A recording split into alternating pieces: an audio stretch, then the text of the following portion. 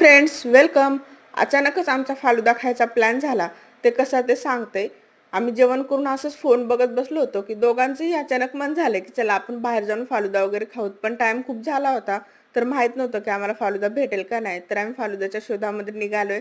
खूप लांबपर्यंत गेलो, कारण 1-2 गाड्या बंदच भेटल्या. 10 वाजून गेलेल्या आहेत तरी.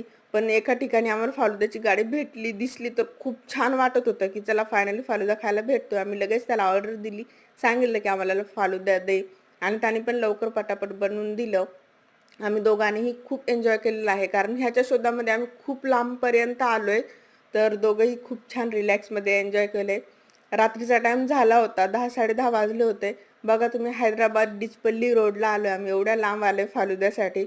म्हणून दोघांनी पण छान एन्जॉय केलं. अचानकच असं मन होतं, तुम्ही पण अचानकच असं ट्राय करा एकदम. जर एखादी गोष्ट प्लॅन करून केली ना तर तेवढी मज्जा येत नाही. असं अचानकच केलं ना तर खूप मज्जा येते. तर एका ठिकाणी मला आंबे भेटले, पिकलेले आंबे. मी लगेच घेतले आणि गाडीत ठेवून टाकले, कारण पाऊस आला होता ना, तर पावसामुळे आंबे वगैरे पडले होते. चला भेटू पुन्हा. बाय.